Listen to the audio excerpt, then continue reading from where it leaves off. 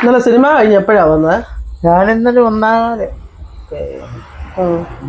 എങ്ങനെ ഉണ്ടായിരുന്നു? രാത്രി ഞാൻ വന്നപ്പോഴത്തേക്ക് നീയൊക്കെ കിടന്നു ഊർക്കം വലിച്ചു കിടന്ന് ഉറങ്ങില്ലേ.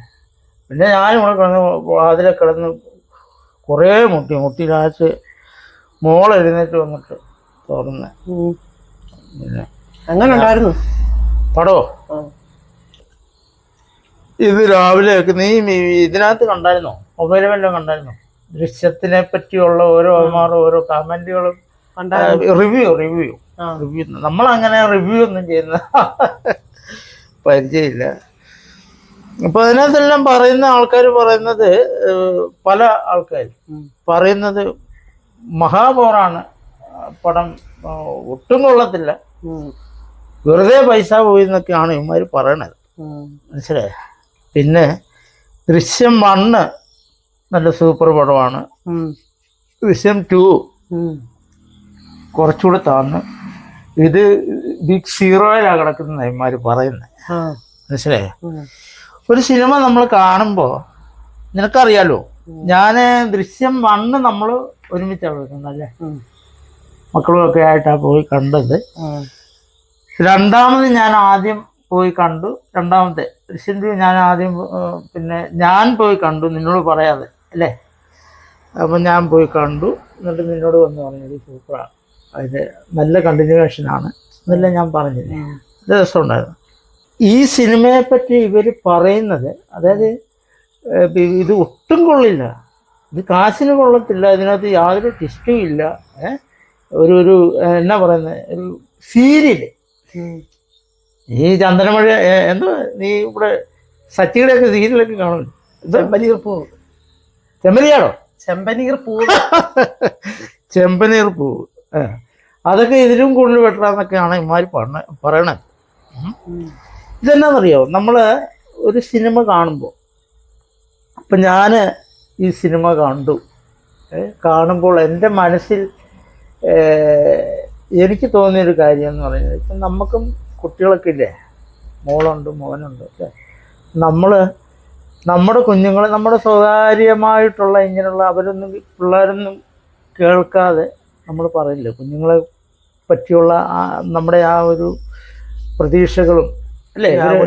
പഠിക്കാനൊക്കെ പോകുന്ന നമ്മുടെ മോളൊക്കെ പോകുന്നു, ബാംഗ്ലൂരൊക്കെ, ഇവനാണെങ്കിൽ മൾട്ടിമീഡിയക്ക് പോകുന്നു. അപ്പോൾ കുഞ്ഞുങ്ങളെ പോയി കഴിഞ്ഞാൽ എപ്പോഴും നിനക്കറിയാം, ഞാൻ ഇടയ്ക്കിടയ്ക്ക് എന്നെ മോള് വിളിച്ചോ, അവൾ വിളിച്ചോ അല്ലേ, നാളെ രാവിലെ ആണെങ്കിൽ തന്നെ നമ്മൾ കുഞ്ഞു വിളിച്ചോ എന്ന് ഞാൻ ചോദിക്കും. എന്നെ പൊതുവെ വിളിക്കാറില്ല, അത് നിന്നോടാണ് പിള്ളേർ കൂടുതലും പറയുന്നത്. ഇതെല്ലാം സാധാരണ ഒരു സി ക്ലാസ് കുടുംബത്തിലെ ഒരച്ഛൻ്റെ ഒരു അവസ്ഥയാണത് അല്ലേ. ഇപ്പം നമുക്ക് എന്താ പറയുക, നിന്നോടാണ് പിള്ളേർ പറയണത്, മോളാണ് എന്നോട് കൂടുതലും പറയും, മോനാണെങ്കിൽ നിന്നോട് പറയും അവൻ്റെ കാര്യങ്ങൾ അല്ലേ, അങ്ങനെയൊക്കെയാണ്. പക്ഷേ എനിക്കിത് ഭയങ്കരമായിട്ട് മനസ്സിൽ തട്ടിയൊരു സിനിമയാണ് ഇത്. ദൃശ്യം 2, ദൃശ്യം 3 ഇതിനകത്ത് ഇത് എല്ലാവരും പറയുന്നത് എന്താണെന്ന് പറഞ്ഞാൽ അതുപോലൊരു സംഗതിയൊന്നും അതിനകത്തില്ല. എനിക്ക് അങ്ങനെയൊക്കെ പറയാൻ അറിയാവൂ. എന്ത് ആകാംക്ഷ അല്ലെങ്കിൽ അതിൻ്റെ ഇത് സസ്പെൻസ് എന്നൊക്കെ പറയത്തില്ലേ, അങ്ങനെയുള്ള സാധനങ്ങളൊന്നും നമുക്ക് ഇതിനകത്ത് നിന്ന് പ്രതീക്ഷിക്കണ്ട. പിന്നെ ഒരു സിനിമയ്ക്കകത്ത് ഇപ്പം നമ്മൾ പിന്നെ ഒരു ഭയങ്കര വിജയം, ഭയങ്കര ബാക്ക്ഗ്രൗണ്ടും, ഭയങ്കര സെറ്റപ്പിൽ, ഭയങ്കര ഇമ്പ്രസീവായിട്ടൊക്കെ ഉള്ള ഒരു എൻജോയ്മെൻറ്റ് വളരെ പ്രതീക്ഷിക്കുന്ന ഒരു രീതിയിൽ നമ്മൾ ഈ പടം കാണരുത്.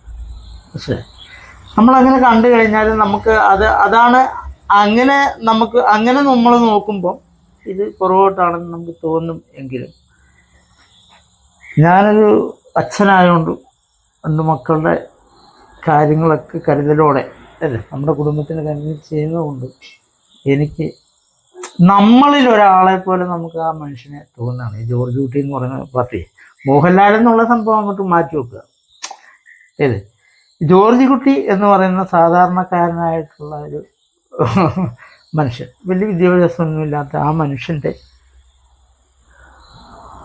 വരുന്ന ആ ഒരു അനുഭവം, അതിൻ്റെ ഒരു തുടർക്കഥ പോലെ നമ്മൾ 3-ാം ഭാഗത്തെ നമ്മൾ കണ്ടാൽ മതി.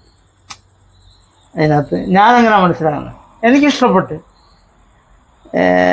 എവിടെയൊക്കെ നമുക്കൊരു ചെറിയൊരു മനസ്സിനകത്തൊരു ചെറിയൊരു നോവ് ബാക്കി നിർത്തിക്കൊണ്ടാണ് നമ്മൾ അതിൻ്റെ അവസാനത്തെ ഞാനിതിൻ്റെ കൂടുതൽ കാര്യങ്ങളൊന്നും ഞാൻ പറയുന്നില്ല. നമുക്ക് ഞായറാഴ്ച പോകണ്ടേ?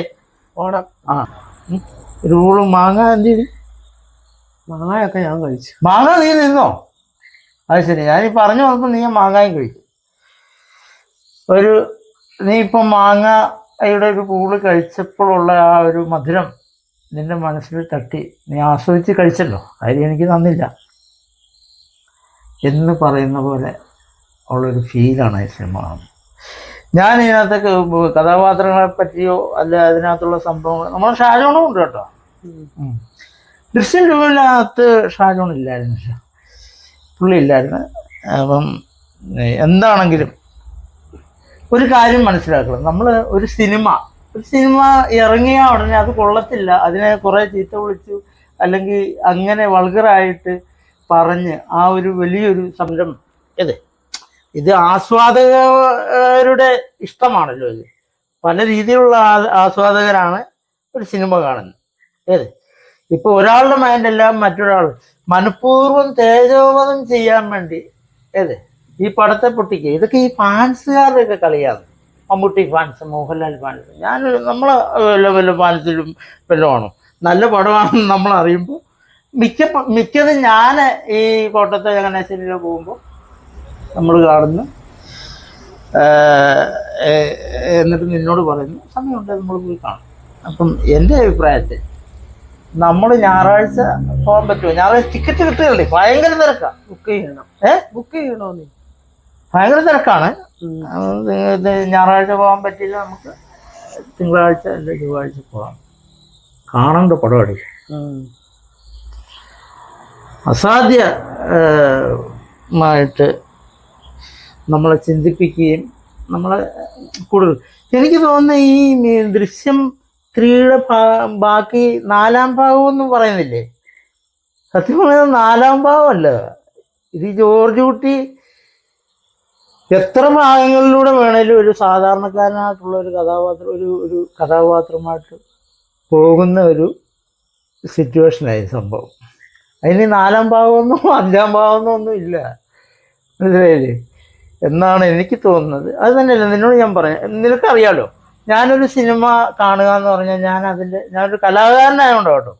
അതായത് ഓരോ ഫ്രെയിമും,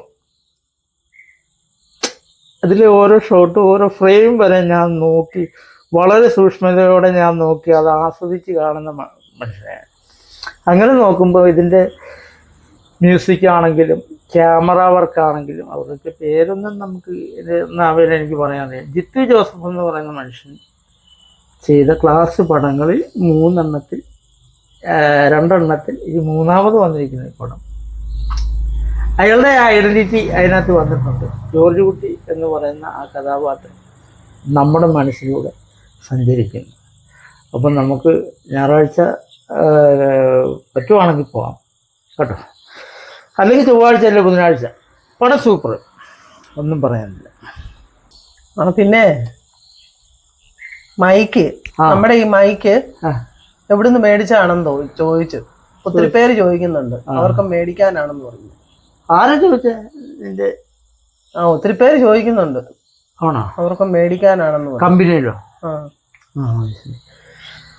നമ്മളെവിടെ നിന്ന് അറിയാതെ മേടിച്ചേ? നമ്മള് ഫ്ലിപ്കാർട്ടിൽ നിന്നല്ലേ മേടിച്ചേ? ഫ്ലിപ്കാർട്ടിൽ നിന്നോ? ചെറിയ പൈസയിലുള്ളൂ, അതുകൊണ്ട് 2000 രൂപ താഴെ വരുന്നു. ഫ്ലിപ്കാർട്ടിൽ നിന്നാണ് മേടിച്ചത്. സൂപ്പർ സാധനമാണ്. എത്ര ആളെ നമ്മൾ മേടിച്ചിട്ട്. മോണിറ്റൈസേഷൻ കിട്ടുന്നതിന് മുന്നേ നമ്മൾ ഇത് മേടിച്ചാണ്. അല്ല, മോണിറ്റൈസേഷൻ കിട്ടി ആദ്യം നമുക്ക് കിട്ടിയ ആ ഒരു കുഞ്ഞ പേയ്മെന്റിന് നമ്മൾ മൈക്ക് മേടിച്ചാൽ മതി അല്ലേ? നല്ല സാധനമാണ്. ഇതുവരെ ഒരു കുഴപ്പമില്ല. ഇപ്പൊ നമുക്ക് 8-9 മാസം, 1 വർഷമായി നല്ല മൈക്ക്. അവരോട് പറ ഇതിനകത്ത് ഫ്ലിപ്കാർട്ടിൽ നോക്കാൻ പറയാം. ഒരു പക്ഷേ ഇനിയിപ്പം വിലയൊക്കെ വേരിയേഷൻ വന്നിട്ടുണ്ടോ എന്ന് നമുക്കറിയത്തില്ല. അപ്പോൾ subscribe and follow me.